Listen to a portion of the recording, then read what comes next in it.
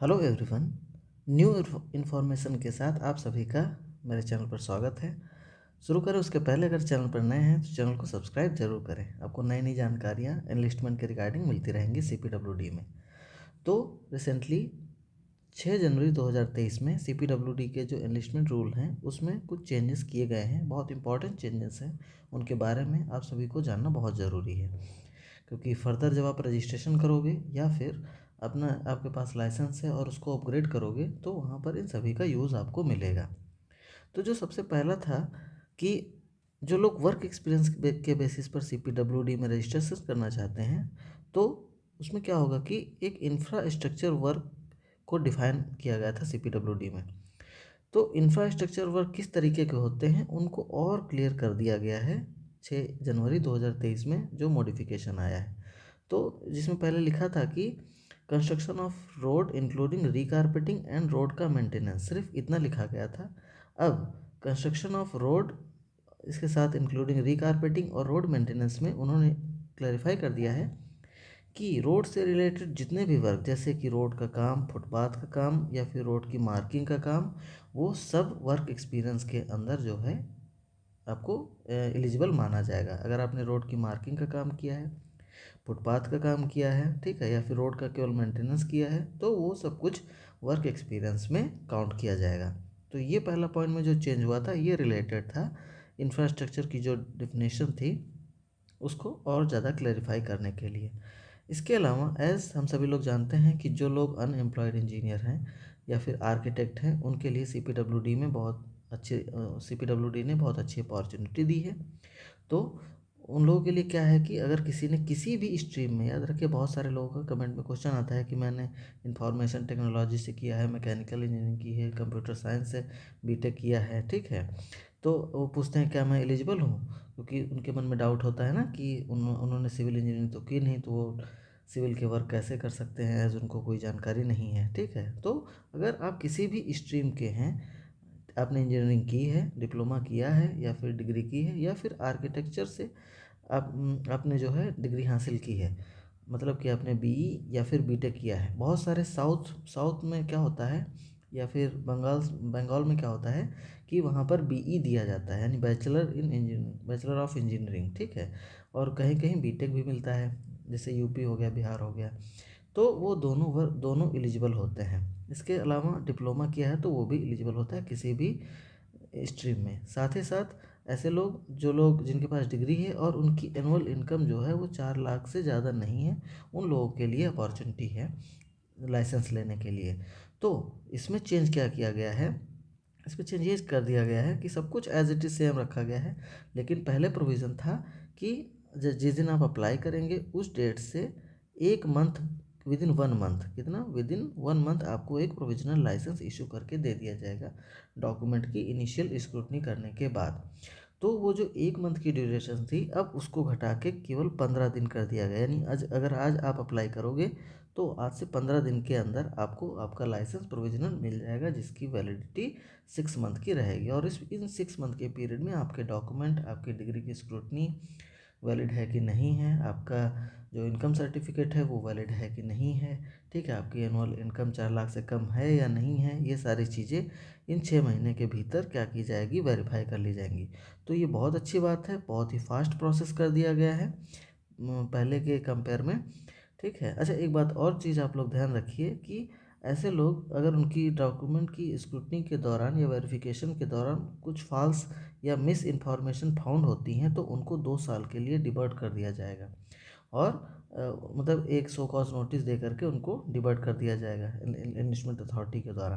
तो कोई भी फॉल्स डॉक्यूमेंट या मिस इन्फॉर्मेशन बिल्कुल ना सबमिट करें एनलिस्टमेंट के दौरान, नहीं तो ये फिर प्रॉब्लम हो जाएगी। तो ये बहुत अच्छी न्यूज़ है कि 15 दिन के अंदर आपको लाइसेंस मिल जाएगा। इसके अलावा सेम जो है चेंज किया गया है, अगर कोई रिटायर्ड सेंट्रल गवर्नमेंट का ऑफिसर इंजीनियर है या स्टेट गवर्नमेंट का है या सेंट्रल और स्टेट PSU का इंजीनियर है या फिर आर्किटेक्ट है और वो पहली बार एनलिस्टमेंट करने के लिए जा रहा है, तो वो लोग भी क्या कर सकते हैं, लाइसेंस के लिए अप्लाई कर सकते हैं, है ना, ठीक है। तो उनको भी विदिन 15 डेज, पहले 1 मंथ का टाइम था, अब 15 दिन इसको घटा कर दिया गया है। तो यानी कि विदिन 15 डेज उन लोगों को भी लाइसेंस मिल जाएगा।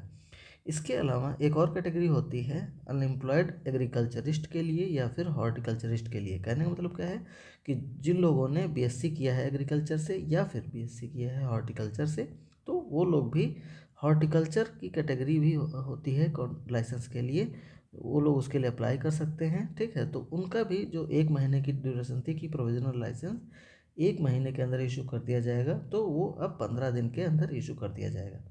तो ये बहुत जो है इम्पोर्टेंट मतलब चेंज किया गया है। और साथ ही साथ अगर कुछ ऐसे रिटायर्ड सेंट्रल गवर्नमेंट के, स्टेट गवर्नमेंट के या पीएसयू के एग्रीकल्चरिस्ट हैं या हॉर्टिकल्चरिस्ट हैं, उनका भी लाइसेंस जो है वो 15 दिन के अंदर उनको प्रोविजनल इशू कर दिया जाएगा।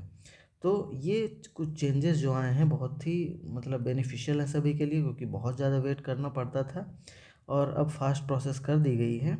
अच्छा, एक और चीज़ है इसके अलावा, ये एक बहुत इंपॉर्टेंट चेंज किया गया है रूल नंबर 6.2.1 में।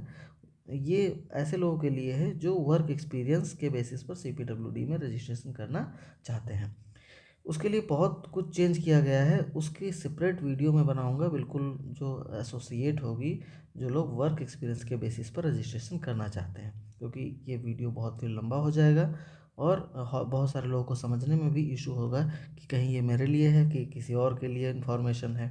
ठीक है, ये देखिए यहाँ पर भी एनलिस्टमेंट के प्रोसीजर में भी चेंज आया है, इसको भी मैं डिटेल से एक्सप्लेन करूँगा एक सेपरेट वीडियो में। डिसिप्लिनरी एक्शन कैसे लिए जाएंगे, कौन लेंगे, उनके बारे में चेंजमेंट किए हैं, ये तो खैर उतना ज़्यादा इंपॉर्टेंट नहीं है। इसके अलावा एक सभी एनेक्सर 3 में चेंज किए हैं, इसके लिए भी एक सेपरेट वीडियो बनाएंगे कि अब जो एनलिस्टमेंट रूल 2022 के और उनमें जो अमेंडमेंट हुए हैं उसके अकॉर्डिंग एनेक्सर 3 को कैसे फिल करना है, उसके लिए वीडियो बनाएंगे। ठीक है, साथ ही साथ एक जो है और चेंज हुआ है, हाँ, एनलिस्टमेंट ऑर्डर में चेंज हुए हैं। ठीक है, तो ऐसे जो एनलिस्टमेंट ऑर्डर आपका निकल आता है, मतलब लाइसेंस जब बन के आ जाता है, तो उसमें ये पॉइंट ऐड कर दिया गया है। ठीक है, कि सभी कॉन्ट्रैक्टर को एडवाइस किया जाता है कि वो अपने आप को ट्रेन कर लें वेरियस सीपीडब्ल्यूडी के जो बेस्ड ऑनलाइन ईआरपी प्रोसेस ई निर्मित पोर्टल के थ्रू जो है, जो भी ट्रेनिंग सीपीडब्ल्यूडी ने दी है, अब वीडियोस बनाए हैं, उन सभी को देखें और उनकी ट्रेनिंग ले लें। मतलब कि ये पॉइंट ऐड कर दिया जाएगा लाइसेंस में। ठीक है, डिपार्टमेंट के ऑफिसर्स के लिए भी जो है उन्होंने कुछ चेंजेस किए हैं। ठीक है, जैसे कि इंस्पेक्ट जो वर्क एक्सपीरियंस के बेसिस पर जो लोग रजिस्ट्रेशन करने जा रहे हैं, ठीक है, तो जो एई और एक्सचेंज आता है, तो वो अपने साथ एग्रीमेंट की कॉपी या आर्किटेक्चर या स्ट्रक्चरल ड्राइंग या फिर अदर डॉक्यूमेंट जैसे फॉर्म 26 AS या फिर एनुअल टैक्स स्टेटमेंट है ना, एप्लीकेंट का पैन, ये सब लेकर के भी जो है जाएगा साइट को इंस्पेक्शन करने के लिए। जैसे एक लाइन ये जोड़ दी है कि EOT case must be carefully seen and relevant details shall be filled in the inspection report in the portal। यानी कि जैसे कि जो time of extension of time मिलता है, ठीक है, जब आप कोई टेंडर ले करके काम करते हैं और डिले हो जाता है तो डिपार्टमेंट आपको एक्सटेंशन ऑफ टाइम देता है।